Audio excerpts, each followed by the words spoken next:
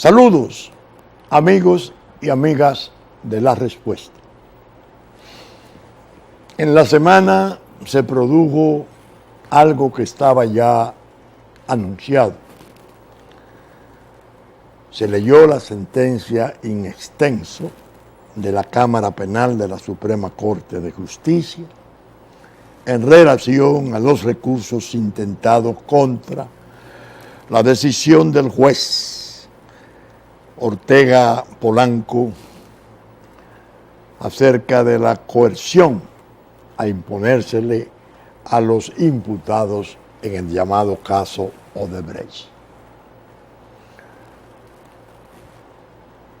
Hay que estudiar la sentencia y particularmente estudiar el voto disidente de su magistrada presidenta Miriam Germán Brito.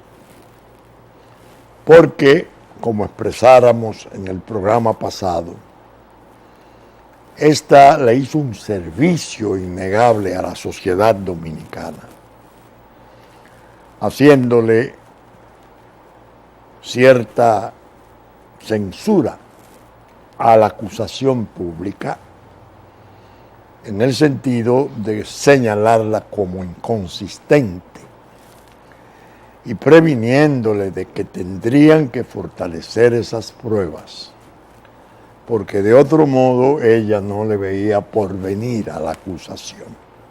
Pues básicamente no fueron esas sus palabras, pero fue lo que dijo.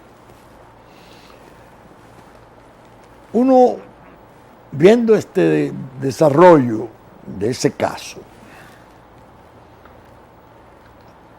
tiene motivos sobrados para sentir cierta satisfacción en cuanto a lo que ha sido el programa La Respuesta, advirtiendo al pueblo nuestro desde hace mucho tiempo cómo se hace uso de los expedientes judiciales para provocar, para suscitar efectos políticos. Yo, al leer la noticia sobre la sentencia, estaba leyendo en esos momentos la comparecencia del presidente del gobierno de España, don Mariano Rajoy, ante la Audiencia Nacional en relación a la llamada trama Gürtel. Un jefe de Estado, jefe de gobierno, dando testimonio ante un tribunal importante sobre una trama de corrupción que evidentemente afecta a su partido, el Partido Popular. Y me dije, este fenómeno del uso de los procesos criminales ha ido muy lejos, sobre todo porque la comunicación social y ahora las redes sazonan y sensacionalizan de un modo delirante los casos. Y los tribunales y las cortes, en cierto modo, van quedando bajo asedio o prisioneros de un estado de opinión que se ha ido generando en un sentido o en otro. En España, por ejemplo, después de esa comparecencia del presidente Rajoy, jefes de oposición como Pedro Sánchez y el de Podemos, Pablo Iglesias, pedían la dimisión del presidente Rajoy. Y los periódicos dieron versiones que habrá que esperar, artículos de fondo, de verdaderos periodistas de investigación, para uno saber qué tan idóneo pudo resultar el testimonio del presidente del gobierno español, tanto como para alejarlo y exonerarlo a él de vínculos que pudieran afectar a su gobierno. de cuya dimisión ya se ve que se está detrás de ella. Ahora se persigue hacerle huir en el Congreso, una especie de impeachment anticipado, juicio político anticipado. Uno que tiene el calor y el fuego de Brasil, ve España, ve lo nuestro y sobre todo observa con paciencia y sangre fría los propósitos, los que yo llamaba en la semana pasada los móviles promiscuos, solapados que puede haber en una de esas acciones. Observa la calle, la presión de la marcha de los verdes, que muchos tienen el recelo de ver los verdes por fuera, pero sin estar convencidos de cuáles son los colores de adentro. Y uno dice, bueno, al presidente Medina se le propuso en la primera marcha, que fue saludada por el ministro Montalvo, hasta creo que el propio presidente Medina la reconoció. Se le pedía que actuara contra los corruptos de Odebrecht, nada más Odebrecht, confinado. No una exigencia de tipo general sobre corrupción, ¿no? Fomper, Bywater, todas las cosas que están pendientes de ser esclarecidas, perseguidas y sancionadas, se supone. En la segunda marcha intermedia se le pedía la renuncia, ya no que actuara, sino que renunciara. En ese interregno se puso la famosa denuncia querella en Procuraduría, recusando al procurador en el momento en que se hacía el depósito del importante documento que la contiene. Y en la última ya se pedía juicio criminal contra el presidente. Una escalada. Primero actúe, porque usted está sin problemas. Después renuncie, porque no ha actuado. Y después sométanlo. Ya estaba sometido. Y que se vaya ya. Entonces, uno tiene motivos para meditar, para cavilar más bien. Y va viendo cómo aparecen las cosas. Y la respuesta, repito, no por vanagloria ni vanidad, ustedes son mis mejores testigos, ha dicho desde el principio. Ese caso de Odebrecht es muy peligroso, porque ese caso tiene mucho que ver con objetivos políticos, económicos, relacionados a la seguridad que habría en la presidencia de Lula si se postula a impedir esto mediante la cárcel y el procesamiento criminal tanto de él como de Dilma, porque cualquiera de los dos ganaría en el 18.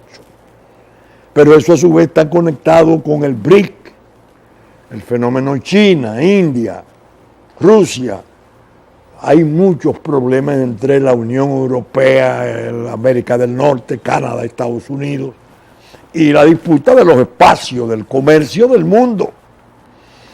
Yo he estado escribiendo en La Pregunta artículos en relación al tema, que es bueno que los amables seguidores de La Respuesta los miércoles ojeen esos artículos. El último fue el asesor,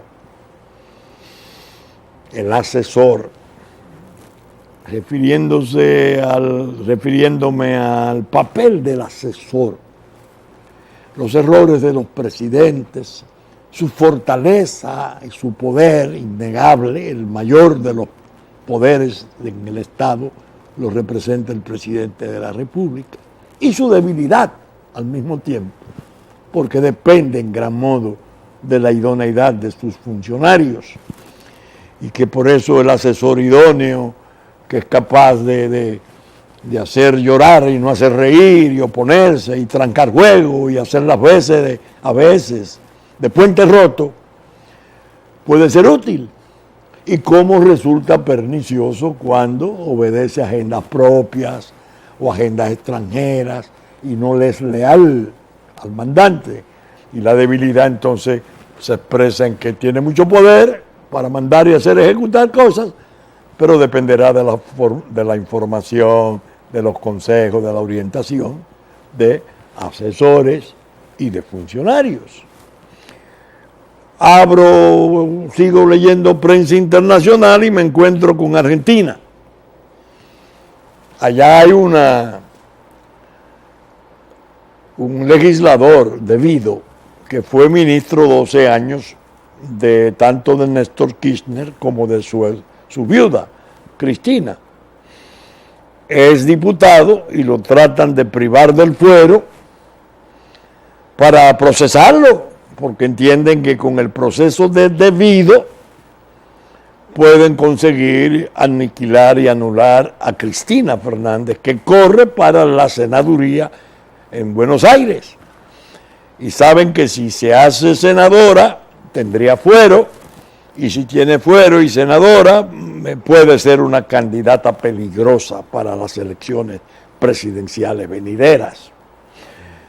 El hecho es que uno va viendo cómo se va moviendo la política, el juicio criminal y las persecuciones en una especie de yunta.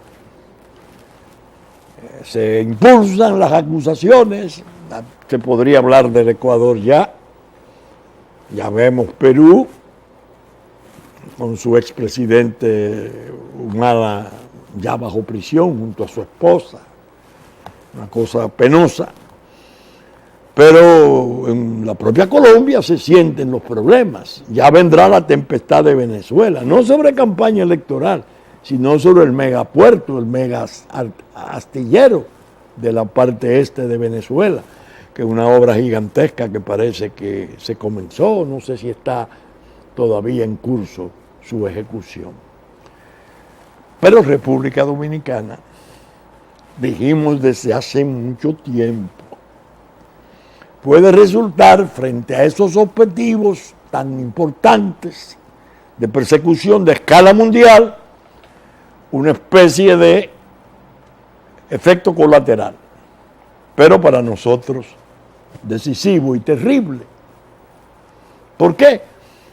Porque en la medida que el partido de gobierno y el presidente de hoy resulten afectados por ese huracán terrible, ese tsunami de Odebrecht,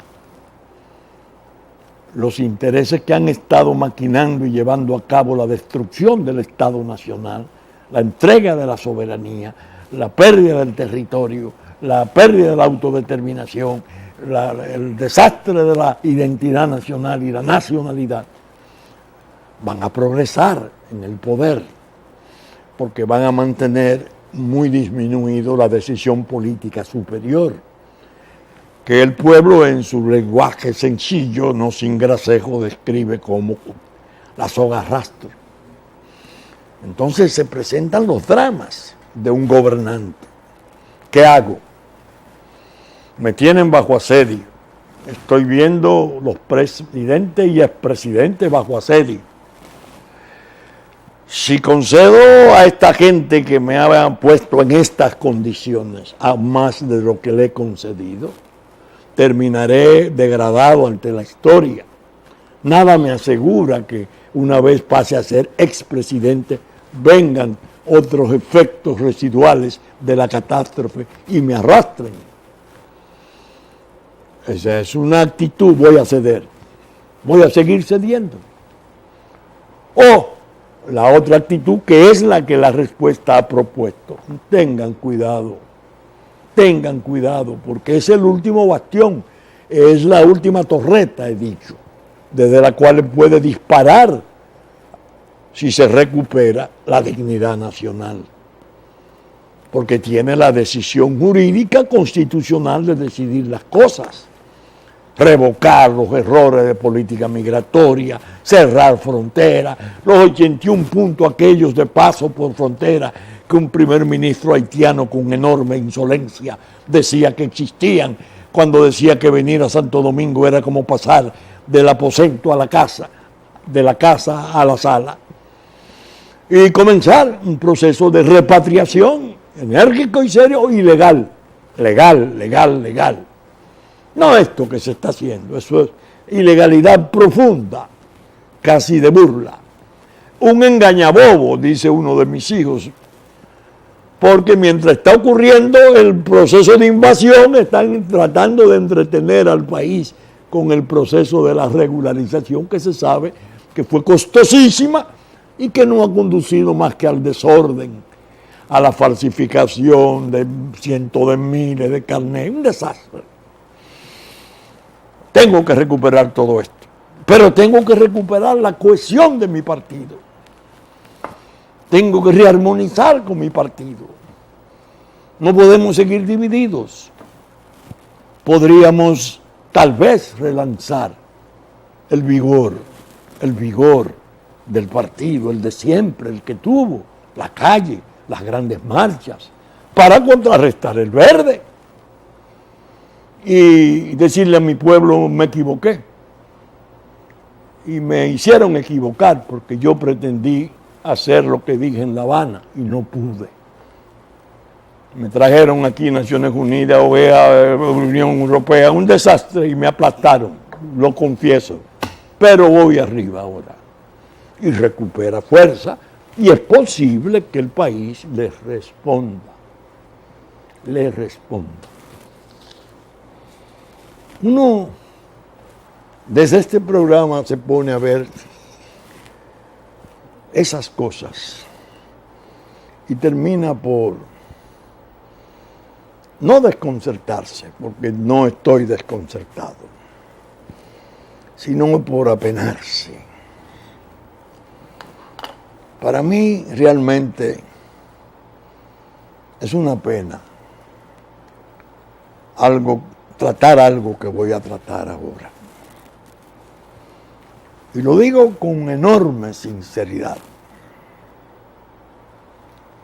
Y para que la gente que me oye me pueda entender en esa sinceridad,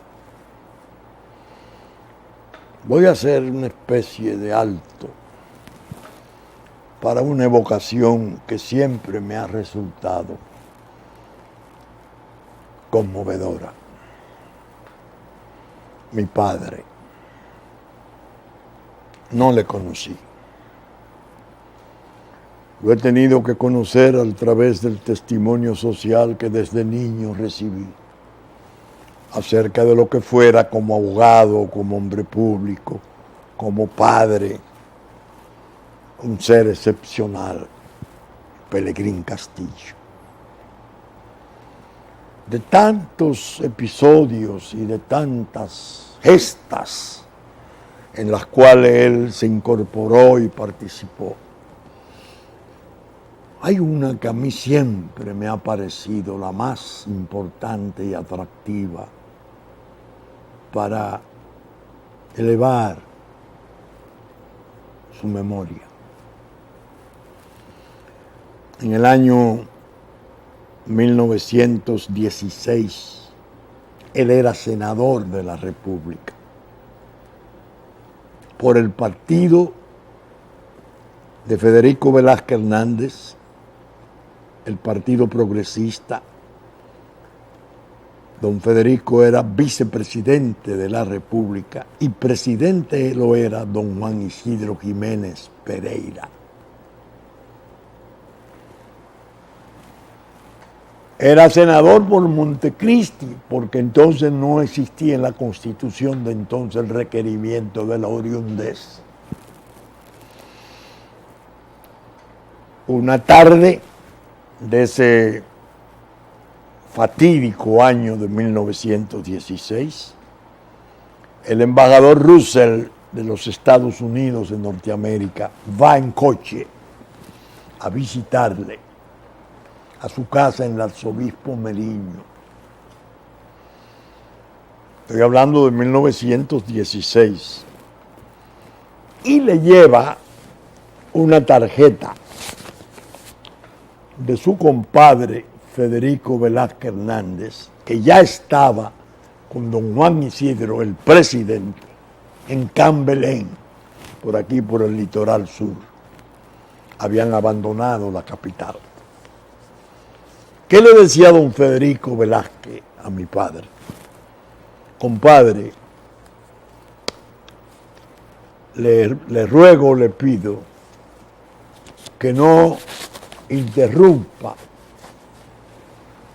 no impida el quórum o no interrumpa el quórum de mañana. Recuérdese que usted es senador de nuestro partido.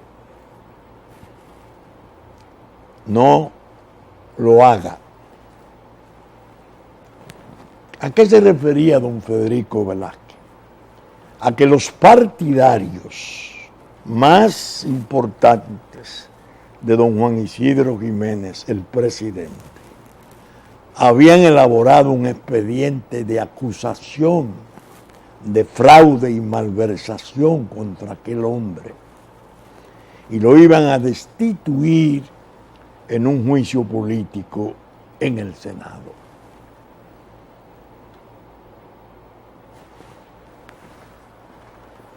¿Cuál fue la respuesta de mi padre? Embajador Russell, dígale a mi compadre Velázquez que yo no soy senador de su partido, que yo soy senador de la República. Esa es una ignominia contra don Juan Isidro. Yo no la admito. Pronunció un discurso memorable. Fue secundado por don Jacinto de Castro, un eminente abogado de entonces, senador, que era del Partido Nacional. Es decir, de partidos diferentes al de don Juan Isidro, lo defendían dos senadores por las acusaciones de sus partidarios, de sus compañeros de partido. Efectivamente, entró el general Desiderio Arias con 200 hombres al Senado, se armó un tiroteo enorme, se rompió la sesión, no se pudo condenar a don Juan Isidro, no se pudo despedir ignominiosamente. El periodista José Ramón López, una gloria del periodismo y del pensamiento dominicano, lo llegó a describir en artículos, porque él era velazquista y era íntimo amigo de mi padre. Bajó junto con él las escaleras cuando subían la gente armada de la fortaleza Osama. Horas después desembarcaban los norteamericanos para la ocupación extranjera. Entonces, mi padre, que había tenido esa actitud, asumía un gesto enorme de nobleza y de responsabilidad. Y yo oyéndolo relatar, no solamente a familias cercanas, hermanos y esa gente, sino a senadores de entonces como don Francisco Ariza, don Pancho Ariza, que estaba en la sala. Relatarlo en la sala de mi casa en el año 46 o 47 me llenaba de orgullo. Y decía, qué noble, qué recto, qué ciudadano. Corto el paréntesis, la digresión. Para que ustedes entiendan, yo en estos momentos estoy triste, estoy inquieto. No estoy frotándome las manos, estoy preocupado. ¿Por qué? Por mi país, como nunca antes, porque lo veo derriscarse, y veo cómo vienen las maquinaciones privándole de toda defensa. Una muestra la traigo hoy, porque no la podía dejar pasar de largo, porque va a ser noticia durante muchos días, porque se va a usar como un ariete para derribar la presidencia de la República, para asediar aún más al presidente, para disminuirlo, para degradarlo, para hacerlo perseguible, a menos que los intereses que han manipulado todas las barbaridades contra el país no sigan pidiendo más, hasta que se haga irreversible la tragedia, sin importar lo que le pueda ocurrir después, ni frente a la historia, ni frente al destino inmediato, según se ha visto con expresidentes. ¿De qué se trata? El abogado de Odebrecht, un señor llamado Rodrigo Tacla Durán, nació en Galicia, pero se hizo brasileño. Dio una entrevista al diario El País de España, un importante medio. Y en esa entrevista describió horrores de cómo trabajaba aquella trama de Odebrecht para el soborno, para la compra de conciencia de políticos, de funcionarios, y llegaba a decir, desde el conserje hasta el jefe de Estado recibía dinero. Se enviaban mujeres prostitutas para hacer fiesta con los políticos, se tomaban fotos de los mismos, se usaban luego, se podían usar luego esas fotos como amenaza de chantaje. Era el abogado de la estructura de las operaciones estructuradas, aquellas que había traído Marcelo Odebrecht a República Dominicana, y él lo confirma y lo dice, porque aquí se le brindaba la seguridad para poder operar. Y habla de 2.200 millones de dólares para soborno en toda la región. Miren aquí, este es el abogado en el diario El País. ¿Lo ven ustedes? Ahora bien, cuando le escribe eso, llega un momento en que le dicen, preguntado, la constructora Odebrecht ha reconocido el pago de 80 millones de euros en comisiones ilegales en República Dominicana, donde captó contratos por valor de 142 millones. ¿Quiénes se beneficiaron de estos sobornos? Respondió este abogado. Odebrecht tenía una relación muy cercana con el presidente de República Dominicana, Danilo Medina, y recomendó a Medina al publicitario Joao Santana.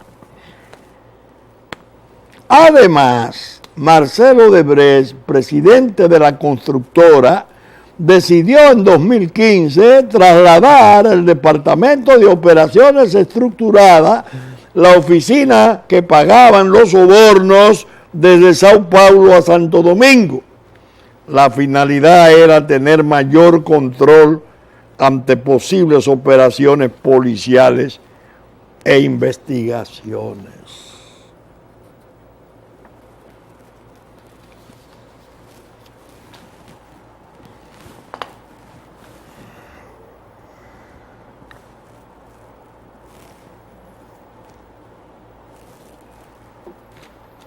Parece que la edición que se vendió o que se ha puesto al servicio aquí en el país, en la República del país, se impresionaron de tal modo ante esa noticia que está en las redes y es la versión original. Incluso hay un diario de Colombia, El Espectador, que sabemos todos la respetabilidad que tiene, y su mártir, don Guillermo Cano Izazo, que fue su director, un luchador inmenso por la libertad de expresión, mártir de la prensa, publicó un artículo comentando esto y decía: comenzó a funcionar el ventilador de Odebrecht contra Latinoamérica. Ventilador es el abanico con estiércol. Y describe todo. Es noticia mundial. Esa parte no aparece en la versión dominicana. Sí está en el internet, que es de donde se ha sacado esto, que es la que está circulando. Es decir, yo me inclino más a pensar que no ha sido una malicia esa supresión. No. Yo me inclino más a pensar que ha sido la enorme preocupación de que esto pueda pasar a ser parte de un arreciamiento en la persecución y el asedio del presidente Danilo Medina.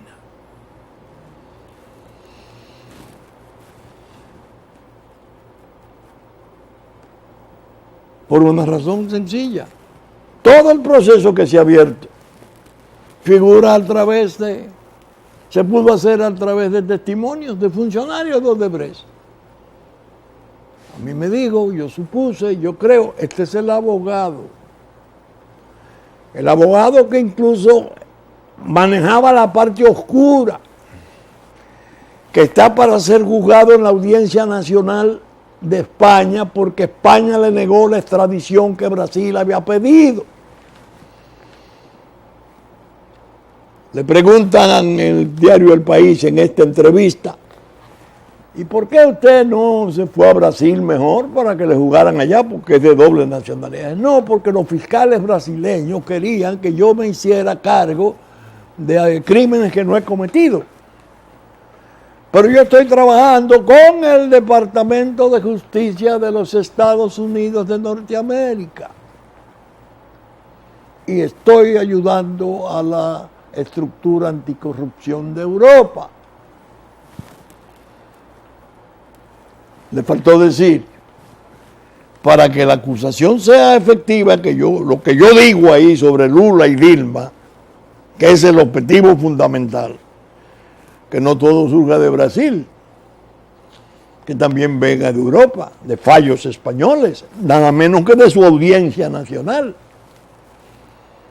Ahí aparece el móvil tremendo del efecto político que puede producir el procesamiento de Lula y de Dilma, que ya lo veo por esto como algo no previsible, algo real, que se puede dar. Entonces, ¿dónde viene a insertarse la mención que hiciera emocionada de mi padre? Esa mención emocionada de mi padre. Que ese es el patrón de conducta nuestra. Para mí no existen banderías políticas por encima de la nación. Los peligros reales de mi país, de mi nación, de mi pueblo, son inmensos. Van más allá de todas estas aberraciones degradantes, terribles, Entonces la gente podría decir, pero usted debe estar contento porque el vaticinio suyo se dio. Usted dijo aquí que el autor fundamental, el autor intelectual de toda esta catástrofe era Joao Santana. Mire cómo se la sirve el abogado. Quien le presenta al presidente Medina a Joao Santana y lo auspicia es Odebrecht. Ahí describe que Odebrecht pagaba las campañas y después entonces a los que apoyaba ya le decía cuáles obras quería y en cuáles obras participaba. Bueno, un desastre. Con el ingrediente este de mujeres, y eso a eso no le voy a hacer mayor caso. Como ustedes comprenderán,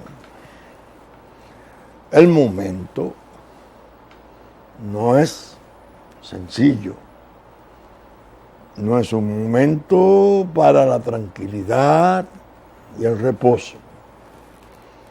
Son momentos para el pensamiento, para la conciencia.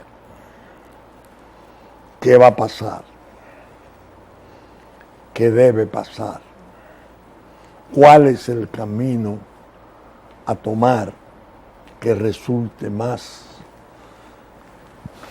provechoso para el alto fin de la nación? El juicio criminal, en base a este testimonio que debe de haber estado dado tanto en Estados Unidos porque está cooperando allá, como él debe estarlo dando ya en la Audiencia Nacional. Eso es una entrevista periodística, pero de un abogado encargado de la parte peor. Van a abrir un juicio global de lavado de activos.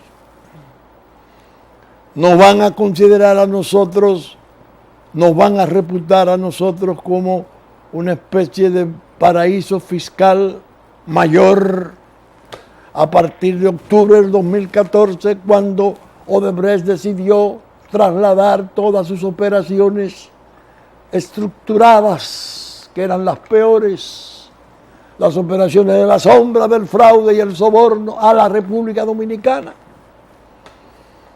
Un juicio de esa naturaleza, ¿cómo nos va a dejar? No es el presidente Medina, no, nada más. Y el Congreso, y los legisladores. En Brasil hay decenas, más de 100 bajo juicio criminal, pero siguen. Entre nosotros la reforma constitucional está de por medio, los sobornos, que incluso hasta ministros de este gobierno llegaron a ponerlo en libros, por lo repugnante que resultaban. Y el primer ministro va a la puesta en circulación del libro y alaba el libro. Alaba el libro que dice que se compraron los legisladores para hacer las modificaciones constitucionales y permitir la reelección del presidente Medina. Ministros y primer ministro. Y no hay reacción. Que no sea la pasividad, el silencio. ¿Creen ustedes que hay motivo para alegrarse por esas cosas? No. Nosotros tuvimos diferencias serias, programáticas, de cosas pactadas, protección de la soberanía, todas las exigencias. Nosotros tuvimos diferencias serias en el orden institucional. Referéndum, presidente. Lo único que legitima una reelección es un referéndum. Júntense, se lo dije 1000 veces. Rearmen la cohesión de su partido, vayan al referéndum. La reelección va a ser potable. De no hacerlo así va a resultar un desastre.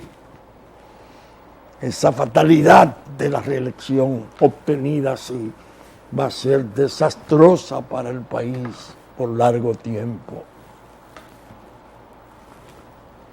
Ahí están las cosas. Ustedes hacen un ejercicio mental y dicen, bueno, pero el plan en el fondo era bueno. Porque nadie entendía que esas cosas podían producirse. Esa empresa era una especie de estado paralelo en Brasil. Tenía el Banco de Brasil detrás para financiamiento. Construía incluso en Estados Unidos, en el aeropuerto de Miami y en otras obras importantes. ¿Quién iba a suponer? ¿Quién podía suponer que eso podría estar pasando? Gente de instinto. Yo no quiero vanagloriarme, porque fue un instinto que yo todavía no me explico. Cuando le dije aquella mañana, cuando se me consultaba en presencia del presidente por obra y diligencia de él, ¿qué piensa usted, doctor Castillo, de la posibilidad de una planta que había entonces en propuesta de venta, pero que era construida pero no usada, que estaba en Houston, Texas? ¿Qué me llevó a mí a decir, presidente, la única opinión que yo tengo es que se cuide del negocio eléctrico, que genera mucho escándalo? Entonces puse el ejemplo de Hidro-Quebec, ese monstruo mundial que vino aquí y hubo una crisis enorme de fraude y de soborno con repercusiones políticas entonces, en el tiempo del doctor Balaguer.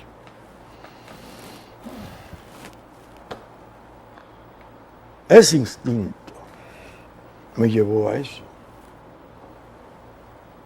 Ahora van desarrollándose los hechos. Yo no incurro en la penosa ingenuidad de decir, qué bueno, yo lo dije, no se llevaron de mí. No. Qué pena que no hubiesen creído en ese asesor. Por eso es el artículo en la pregunta, el asesor, que tenía la ventaja de la edad, horas de vuelo, había vivido muchos episodios de la vida nacional, testigo o actor.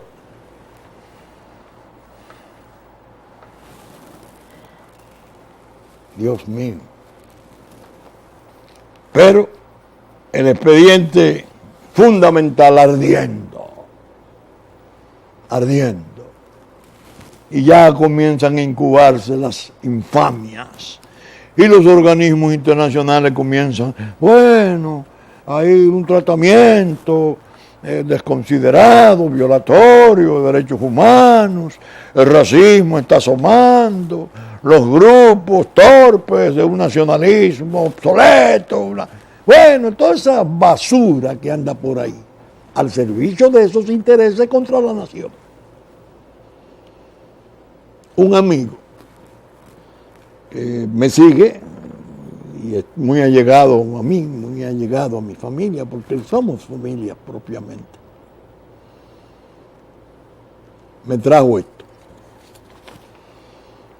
Y yo lo conservé como una manera de hacer una reflexión final en este programa.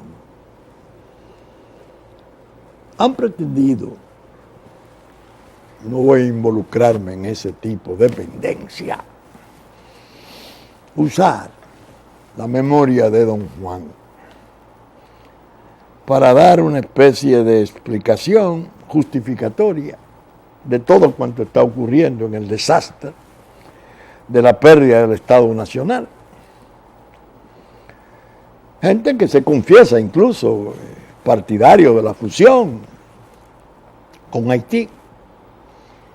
Y el amigo me trae esto, de la Constitución del año 1963, del periodo presidencial de 7 meses del profesor Juan Bosch Gavín. la primera experiencia democrática seria que se intentaba. El artículo 55 de esa Constitución, cuyo desconocimiento fue previo al derrocamiento siniestro y penoso de ese exponente de la dignidad nacional que fuera Juan Bosch. Ese artículo dice, artículo 55, se consagra la inviolabilidad de la vida. No podrá establecerse la pena de muerte ni otra cualquiera que implique pérdida de la integridad física del individuo. La ley podrá, sin embargo, establecer la pena de muerte para los que, en caso de acción de legítima defensa contra un Estado extranjero,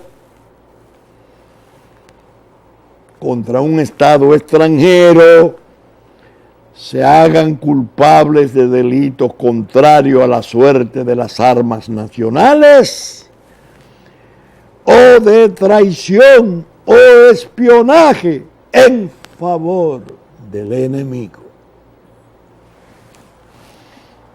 En esa Constitución del hombre que tenía los pensamientos liberales, democráticos más confiables de este país, no estaban pensando en un conflicto con China, ni con Chile, ni con Colombia, ni con México, ni con Estados Unidos. ¿En qué conflicto podía estar pensando el líder de aquella Constitución, que al ser desconocida sobrevino luego una guerra civil, cerca de 10.000 muertos, una intervención extranjera y ya sabemos la historia, sangrante todavía?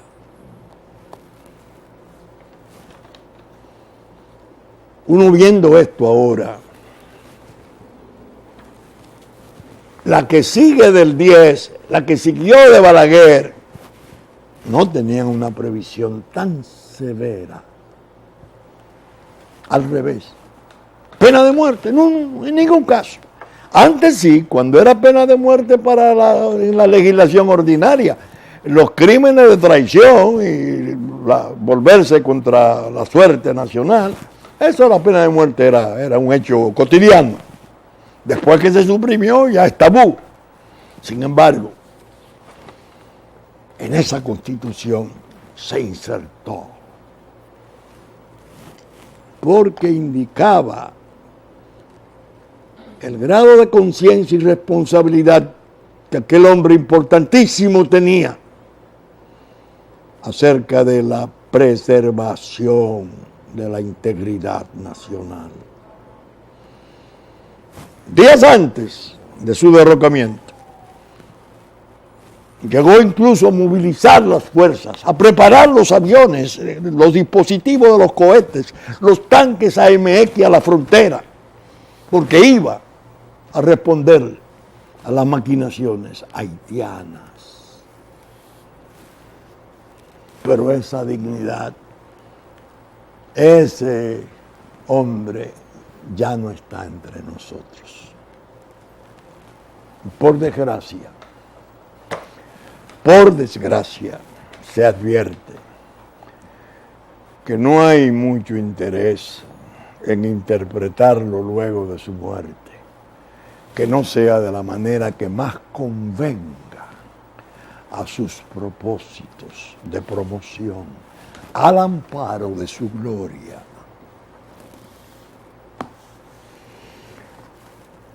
No estoy divagando, estoy hablando con fortaleza y serenidad.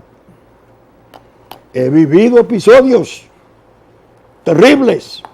En Juan Dolio, ese Juan Dolio que sirvió para desmontar la dignidad que se expresara en La Habana, obra del primer ministro Montalvo. En ese Juan Dolio En ese mismo Juan Dolio estuve yo en el 65 y le advertí al doctor Peña Gómez y le advertí a don Máximo Lobatón Pitaluga delante de 14 oficiales de Fuerzas Armadas. Ese no es el camino. No podemos reponer esa constitución pura y simplemente. Los norteamericanos, una vez estos oficiales abran los arsenales y den arma al pueblo, van a bajar, nos van a ocupar. Y cuando un amigo muy querido me dice, doctor, pero que no se explica su actitud, porque mire, 30 días después de derrocar el gobierno de don Juan, ya yo estaba en clandestinidad y vengo desde la clandestinidad a esta reunión porque me han invitado estos señores, los militares. ¿Se dio el pronóstico? Horas después del derrocamiento, bajaron 40,000 hombres de los Estados Unidos de Norteamérica. Ahora yo digo, cuidado, cuidado. Hay una administración de gobierno paradójicamente favorable a la suerte nacional, porque ella tiene predicamentos de inmigración ilegal, de muro, de expatriación del ilegal. Y hay una serie de individuos de la política y oficiales retirados, algunos de ellos héroes de Estados Unidos, que han expresado incluso repudio intolerante por el tipo de ocupación, el tipo de aplastamiento de la población nuestra, el tipo de inmigración que se ha impuesto. Uno de los funcionarios más importantes de esa administración. Luego es hora de actuar. Se lo estoy diciendo al presidente Medina. Es hora de actuar. Obama no está. Hillary no vino. Y la fuerza que esa gente ha tenido en el injerto es difícil de practicar ahora. Acaba de llegar un encargado de negocio que según me lo describen, yo no lo he visto. Viene de operaciones de droga directamente de DEA. Y es un militar, parece que muy condecorado, muy reconocido. Este no es el anormal, aquel que vino con el marido a ofender y a degradar esta sociedad y a decirle lo que le vino en gana y a hacer el desastre en favor de sus agendas degenerativas.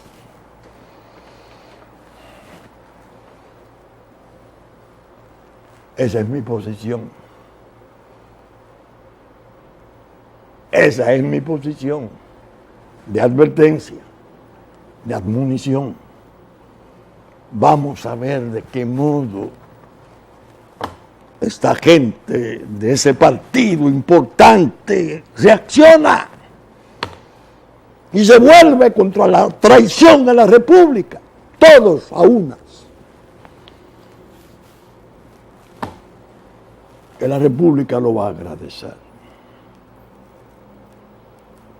y va a recuperar la confianza que depositó en ellos desde hace muchos años y le ha dado poder por 4 periodos.